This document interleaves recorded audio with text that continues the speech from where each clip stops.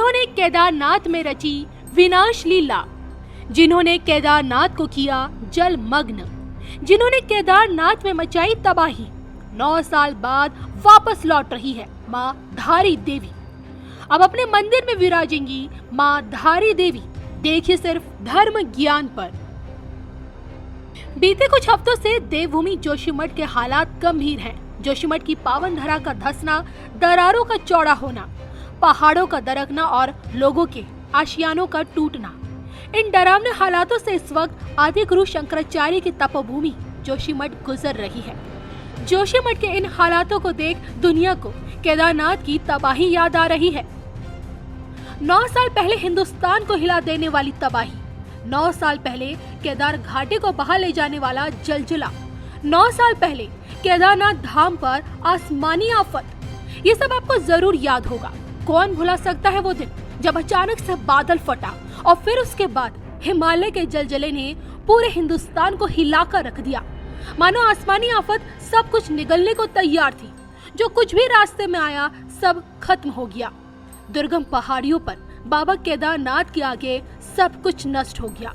लेकिन क्या आप जानते हैं, दिल दहलाने वाली इस त्रासदी के पीछे आज भी मां धारी देवी का प्रकोप बताया जाता है। जी हाँ, हम उन्हीं धारी देवी की बात कर रहे हैं जो देवभूमि की रक्षक देवी है। हम उन्हीं धारी देवी की बात कर रहे हैं जो चारों धामों को अपने में धारण किए हुए है। और हम उन्हीं धारी देवी की बात कर रहे हैं जिनकी प्रतिमा को हटाने का अंजाम लाखों लोगों को भुगतना पड़ा। श्रीनगर और रुद्रप्रयाग के बीच अलकनंदा तट पर स्थित धारी देवी मंदिर का ये वो इकलौता धाम है जहां से प्रतिमा के हटते ही केदारनाथ में तबाही मच गई। दुनिया के सामने इस बात का खुलासा खुद देश के पूर्व विदेश मंत्री सुषमा स्वराज ने भरे सदन में किया। वहाँ एक धारी देवी का मंदिर है। उत्तराखंड की रक्षक कहा जाता है उनको।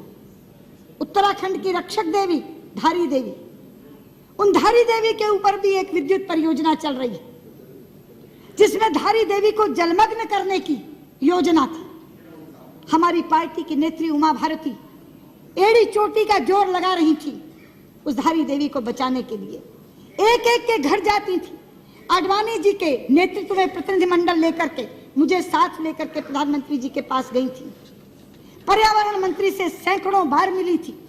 हमें प्रधानमंत्री जी ने आश्वस्त किया, हमें पर्यावरण मंत्री ने आश्वस्त किया, किसी भी कीमत पे धारी देवी वहां से हटाई नहीं जाएंगी। धारी देवी की मूर्ति अलग है मगर धारी देवी वो शिला है जिस शिला को बचाने के लिए हम कह रहे थे।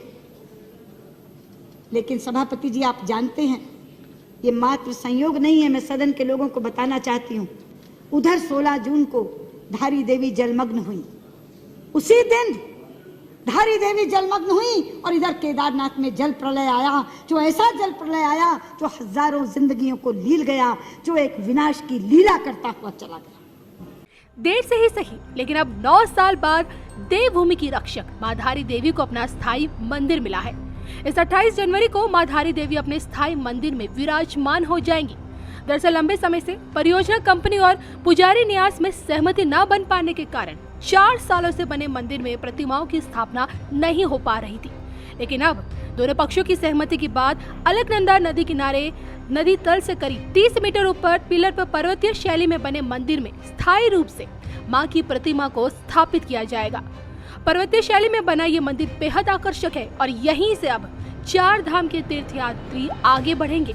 मंदिर पुजारी की माने तो 28 जनवरी की सुबह शुभ मुहूर्त में धारी देवी, भैरवनाथ और नंदी की प्रतिमाएं अस्थायी परिसर से नवनिर्मित मंदिर में स्थापित कर दी जाएंगी, जिसके बाद सुबह 9:30 बजे के बाद मंदिर को भक्तों के लिए खोल दिया जाएगा। गौर करने वाली बात ये कि 9 साल बाद जाकर मां धारी देवी को स्थायी मंदिर मिलने जा रहा है, जिसको लेकर लोगों में खुशी का माहौल है। मां धारी देवी से जुड़ी अनगिनत मान्यताएं हैं। मां धारी देवी को केदारनाथ का द्वारपाल कहा जाता है। मां की प्रतिमा जितनी अद्भुत है उतनी ही चमत्कारी है। प्रतिमा को लेकर मान्यता कहती है, मां धारी देवी की प्रतिमा दिन में 3 बार अपना रूप बदलती है। कहा जाता है मां की मूर्ति सुबह के समय एक कन्या के रूप में नजर आती है तो दिन के समय वो एक युवती का रूप धारण कर लेती है, और जबकि शाम के समय ये प्रतिमा वृद्धा का रूप ले लेती है। अब जो कि मां धारी देवी अपने मूल स्थान पर स्थायी रूप से विराजेंगी, देवभूमि की रक्षक मां धारी देवी की 9 साल बाद की वापसी क्या जोशीमठ को बचा पाएगी? इस पर आप लोगों की क्या राय है, कमेंट करके जरूर बताइएगा। हमारे शास्त्रों में एक श्लोक है, अपूज्याम यत्र पूज्यन्ते पूज्यानां तु व्यतिक्रमा त्रीणि तत्र भविष्यन्ति दुर्भिक्षम मरणम भयम। जहां अपूज्य लोगों की पूजा होती है मगर पूज्यों का तिरस्कार होता है, वहां 3 चीजें घटती हैं, अकाल, मौत और भय। ये वहां की पूज्या उत्तराखंड की रक्षक देवी धारी देवी का तिरस्कार हुआ और तीनों चीजें आ गई। लोग भुखमरी से भी मर रहे हैं, मौत का भी तांडव हो रहा है और भय भी वहां व्याप्त है।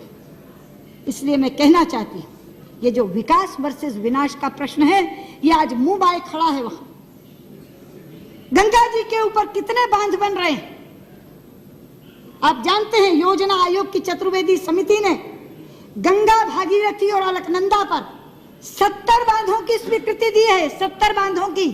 आज रेवती रमन जी यहां बैठे नहीं हैं, 2-2 बार चर्चा कराई है इस सदन में उन्होंने।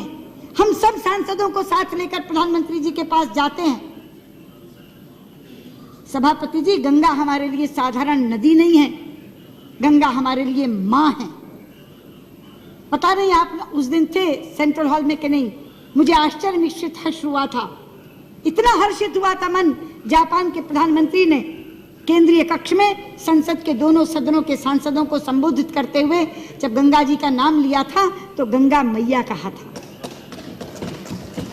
वो लोग हमारी भावना की कद्र करते हैं, वो हमारी आस्था की कद्र करते हैं, वो गंगा जी को गंगा मैया कहकर संबोधित करते हैं और हमारे लोग गंगा मैया को सुरंग में डालने की योजना बना रहे हैं। गंगा जी की धारा अविरल बहे, गंगा जी की धारा निर्मल बहे, इसके लिए हम लोग प्रयास में लगे हुए हैं। लेकिन गंगा जी को जो लोग सुरंग में डालना चाह रहे हैं, उस उत्तराखंड के लोगों को इस तरह की आपदाएं सहनी पड़ रही हैं जिसका शिकार पूरे का पूरा देश बनता है। इसलिए मैं आज यहाँ खड़ी होकर ये कहना चाहती हूँ, धारी देवी को पुनर्स्थापित करने का काम करिए। मैं यहाँ से मांग करती हूँ, गंगा मैया पर बनने वाले सारे बांधों को निरस्त करिए। जितना मर्जी पैसा उस पर खर्च हो चुका होगा, जो पैसा आपके राहत और पुनर्वास पे खर्च होने वाला है वो उससे कहीं कम होगा।